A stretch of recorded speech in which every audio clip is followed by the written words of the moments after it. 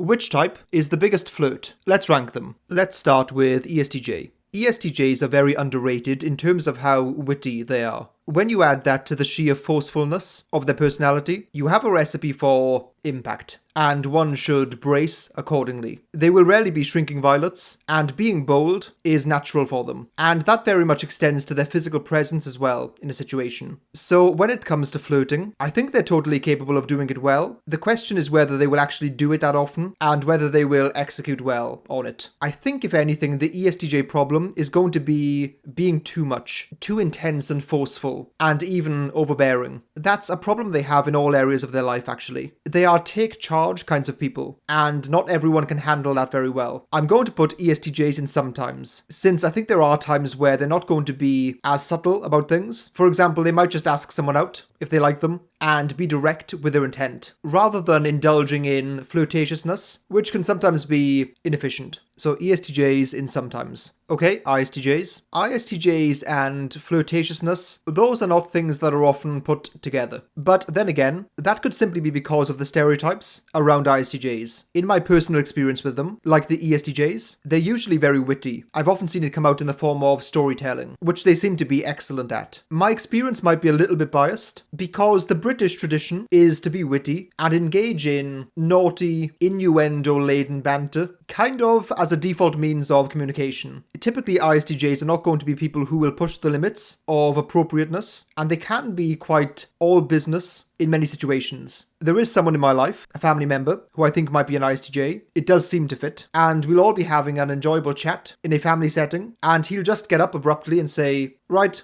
let's make a move. Time to go." And he will be swiftly gone. Up until that point, he's very charming, but once your time is up, he disappears into the night. Even if it's in the day, it's somehow still into the night. To a certain degree, the extent of a person's flirtatiousness is linked to how much unnecessariness they can tolerate. To some types, it can be seen as a very frivolous activity, and I think that ISTJs might be in this category more often than not. It's not that they can't do it, they can, and I've witnessed it. It's just that they don't always see the point in it. I'm going to put them in rarely, I think. Again, kind of like the ESTJ, they're also going to have that bluntness and desire to be direct whenever possible. Okay, INFP. From what I've witnessed, INFPs tend to be flirted at more than they flirt. Maybe this is actually by design, and none of us are aware of the 9-dimensional flirty chess that's being played. INFPs tend to be on the reserved side of the spectrum. Even when they're more flamboyant, or adventurous, or eccentric, they still retain that slightly reticent demeanor. I feel like they're more likely to write you a poem, or a song, or a romantic novel, or some seriously dirty fan fiction involving you and them, as opposed to directly flirting with you. Hopefully I've said this enough as an attempt to push back against INFP stereotypes, but they aren't going to be particularly emotionally expressive, in my view. They're more the types to be madly in love with you, without you ever realizing it. Maybe this is a controversial one, since INFPs are known for their way with words, but being ultra flirtatious is just not something I see them putting that skill in service of. Like, Tolkien can write novels involving much romance, but I can't imagine him going down the pub and using a pickup line. I'm going to, maybe incorrectly, put INFPs in rarely. If you are an INFP, then please play into my own personal 9-dimensional flirty chess and flex your flirting skills down below in the comments, and I shall be proven wrong. Okay, ENFP? I think that any DOMs make excellent flirts, since flirting can be achieved by dancing in that space of hypotheticals. Most of the time, it's kind of understood that flirtatious interactions aren't necessarily indications of intent, but rather a playful way to interact. For ENFPs specifically, it's an excellent vehicle to unleash any repressed wackiness or even wickedness that might not befit the more mundane nature of conventional day-to-day conversation. ENFPs are lovers of the absurd and injecting surreal zaniness into situations. They love to take a premise and push it further and further until it's truly ridiculous and hopefully hilarious too. They make excellent flirts because they can jump between expressing their own individual and interesting takes and also reading the room or the other person. Given their naturally performative personalities, it's just a thing that they're always going to be into and down for. I'm going to put ENFPs right at the very top in highly likely.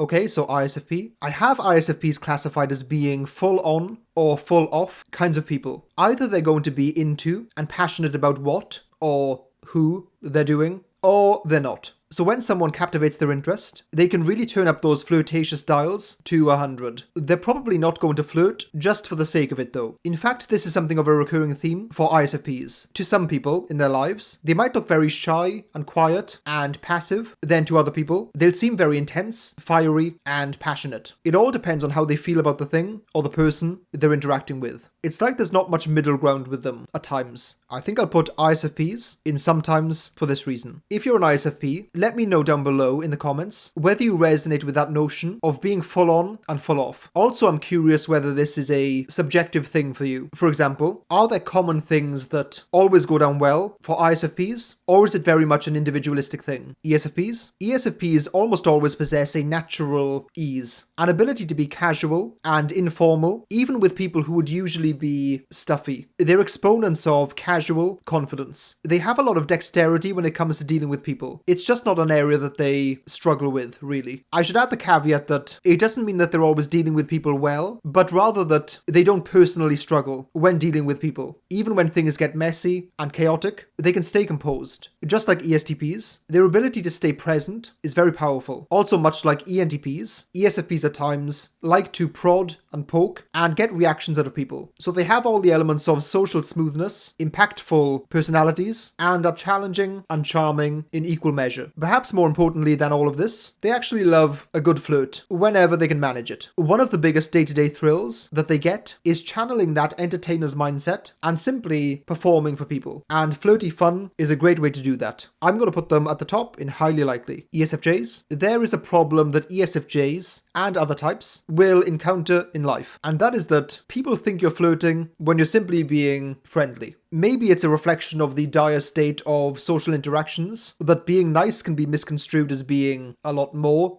than nice. Despite this, or should I say in addition to this, ESFJs are also pretty flirtatious. They tend to be warm, grounded, and dare I say, sensual too. They have a social ease that makes everything run smoothly. That in turn allows other people to feel more comfortable and relaxed. That creates a fantastic positive feedback loop where everyone is just having a good time. And just like ESTJs, they're severely overlooked when it comes to being witty and humorous conversationalists. I think that combination of finesse and a down-to-earth interaction style makes them excellent flirts. I'd say they belong in the likely category. That dominant FE can sometimes hold them back in situations because they don't want to push things too far, to the point of it being awkward or weird or disruptive, and sometimes they're literally just trying to be friendly, and that comes across as flirting when it isn't. ISFJs aren't the most forward type, as a general rule. Instead, they kind of sneak up on you, not in a creepy way, usually, but in the sense that they fly under the radar at first, and then become gradually more prominent as time goes on, when the pretenders get filtered out. Similarly, when it comes to flirting, they're not going to be in your face and overt with it usually. Kind of like INFJs, they're going to, for want of a better phrase, study their prey before making any flirtatious moves on them. For whatever reason, I've always seen ISFJs as a very well-balanced type, somehow. They can be softly forceful when they need to be. They tend to be excellent with people, and even though they are overly cautious in some areas,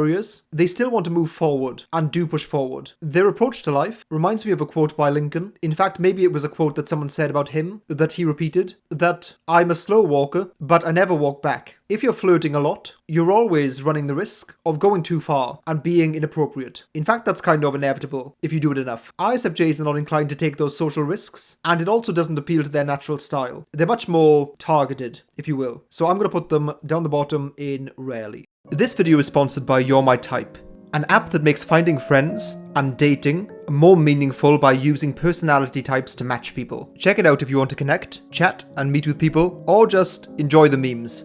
It's available on both iOS and Android, and is completely free to download.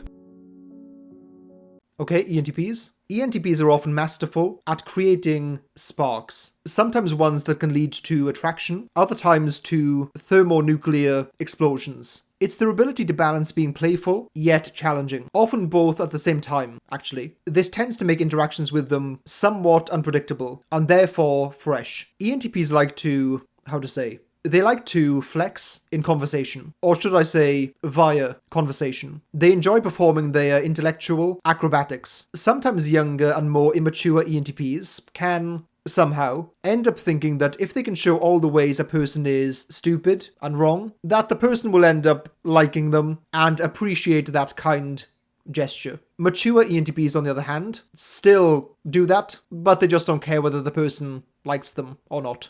Just kidding. Kind of. I don't know whether I mentioned this that much with ENTPs. Perhaps it's usually seen as more of an ENFP trait, but this is also prominent with ENTPs. They can connect and get along with pretty much anyone in a very egalitarian way. Despite being critical of people's logic at times, they're surprisingly non-judgmental. This openness is an excellent trait when it comes to mastering the flirtatious arts. I'm going to put ENTPs at the top in highly likely. ENFJs? ENFJs get a kick out of humans, figuratively. Or literally, depending on what you're into. They really can't get enough of them. I think their social and their intuitive nature combine to explain their love of language, especially as it relates to communicating. It's conversational wordsmithery. They're at their best when they have that feedback to adjust to. An audience. It's like jazz improvisation as opposed to composing. They prefer for it to happen in real time midst the push and pull of interpersonal interactions. They like to fight in the talkative trenches. The one thing that will stop them pulling the trigger on certain types of flirtatious interactions is an FE allegiance to the vibe in a situation, similar to ESFJs, not wanting to rub people up the wrong way, whilst in the process of trying to rub them up in the fun way. So there's certain lines they are unlikely to cross, whereas other types would probably cross them, sometimes to their detriment. For that reason, I'm going to put them in likely as opposed to highly likely. INFJs? INFJs, I think, are more likely to be exponents of charm in a more general sense, instead of flirting, putting the spotlight on other people, getting to know them in depth, understanding their psychology, what makes them tick, then tailoring themselves based on that. It's a more all-encompassing, seductive or charming approach to things. I've often seen INFJs as having something of an aristocratic vibe, so kind of like INFPs. They're going to be reserved in certain ways. To be a flirt, you kind of need to be a shameless flirt, and that's something that INFJs might be reluctant to do. They aren't going to want to jump into things in that way and take the social risk that can come with flirting at times. I will say that once an INFJ knows the kinds of things you like, they will turn up the dials of humor and flirting. They just need to pick your puzzle apart first. However, when the physical element of flirting is brought in, which is a huge factor, certain types are going to feel less comfortable with it, and INFJs are probably in that category. So I think I'll put them in sometimes. ISTPs? ISTPs are typically one-liner wielding maestros who roll into town, get embroiled in a gang warfare, play the rival gangs against each other, then leave with the money and their love interest of choice. I mean, slight exaggeration, but that's not too far off, to be honest. I think they're actually very similar to ISFPs in the sense that they're either lounging or pouncing, either chilling or killing. I mean, working. When they're in a flirty mood, then they're really not going to hold back with it. Similarly, if they are not interested in someone or something, they're going to be completely disinterested and apathetic, perhaps even downright hostile if you're not careful. So I think they belong in the sometimes category. They're not going to be in flirty SE mode all the time. ESTP? You could make the case that ESTPs are the most flirtatious type. To flirt really well, especially in flesh world, I mean in person, you have to be present and grounded. If you're not able to focus and hone in on the other person, it's going to be far less impactful. ESTPs combine punchy boldness with the ability to dance, weave, react, and adapt to anything that comes back their way. They aren't going to be thrown off or feel physically awkward, and of course it's easy for them to embrace and weaponize sensuality. Having third slot FE means they can read people really well without feeling burdened by the need to appease them, so they can be challenging and pushy when they want to be. Also, like their ENTP brethren, they can raise or descend to the level of the person they're dealing with, which means that they're always able to be open and engaged. I'm going to put ESTPs rightly in the highly likely category. Okay, ENTJs? I think ENTJs are very flirty. The usual description of them is more of some kind of juggernaut who's marching from one business meeting to another. But they usually have quite a gregarious side as well. Even the ENTJs who are more socially introverted still have that intense presence and the ability to easily sell themselves to other people, which which is at least in part what flirting is about. They aren't going to hesitate much when engaging with people. They don't mind being bold and risky with what they say. They're happy to court attention and create a splash as well. When you factor in that desire to satisfy their third slot SE and all of the sensual, sensory, and earthly pleasures it desires, you have a pretty good soup of flirty ingredients. So I'll put ENTJs in likely. Okay, INTP.